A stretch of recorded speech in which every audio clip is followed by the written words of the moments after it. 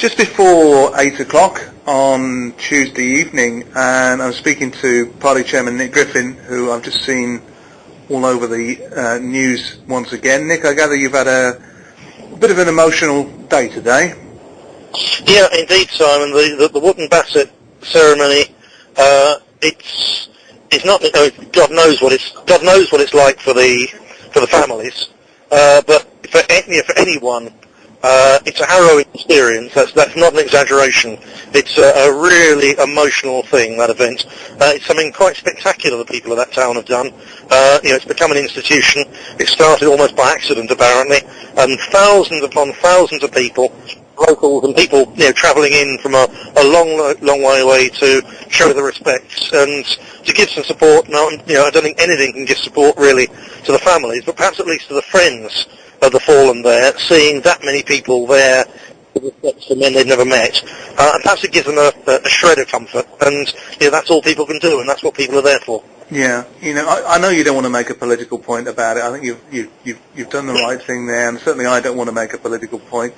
But I don't think that any other politician could have walked down. Certainly no Labour politician could have dared showed his face today.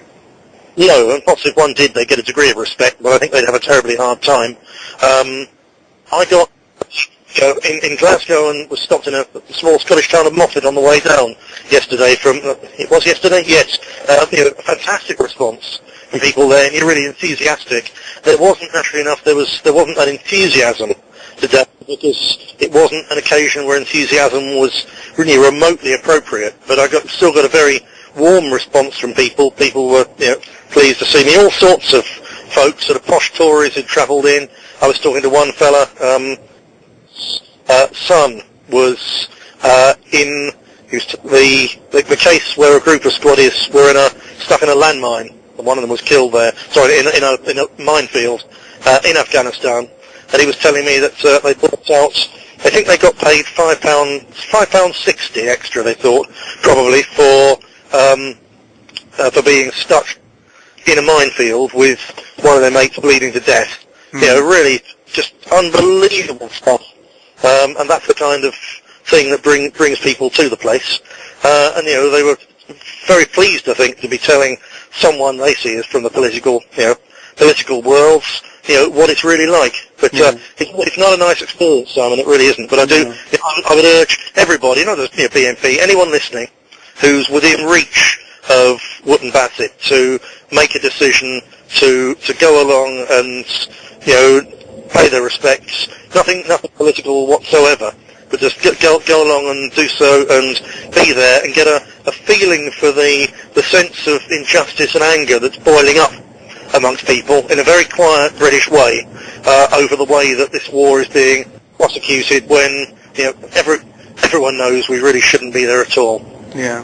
I think the irony is you're getting accused by the Guardian, surprise, and in the Daily Mail of hijacking this thing and politicising it. But in a way, they're doing that themselves by trying to turn the public against you. But you didn't get a bad reception from people. It's as simple as that. I mean, got a really good low-key reception, because that was what was appropriate. Yeah. One of the chaps, he asked for wanted photos taken, and I said, well, yes, but don't make a big thing of it. And they immediately said, no, got you, I understand, and just sort of quietly snapped a shot on the sly.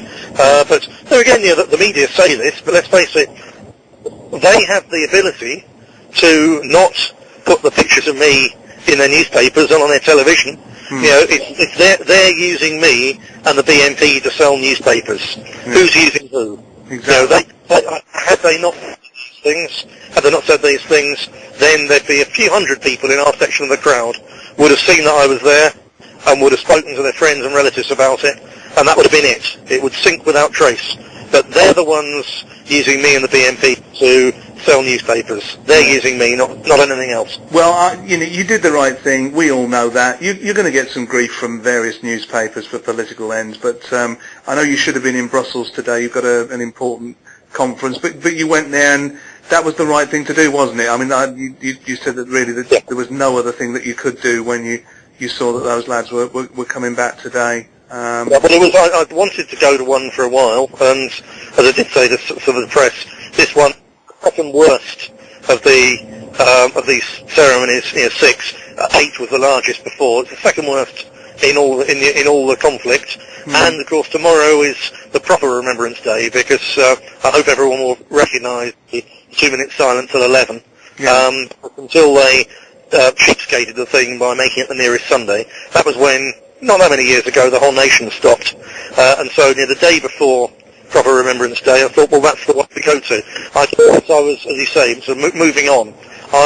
There was an Envy committee meeting today, it's the Environmental Committee, with a video link with Professor Stern, who's the author of the Stern Report, which is the thing the government is building its case, in inverted commas, on, to tax us all to death over global warming. And I did want to go to see if I got the opportunity to raise some awkward questions about this ridiculous mass of lies and half-truths and manipulated statistics. But I'm afraid that's going to have to wait. But perhaps not that long. I'll be in the committee meeting tomorrow, and we'll see what crops up there. Yeah, I'm going to drop one question on a lighter frame, really.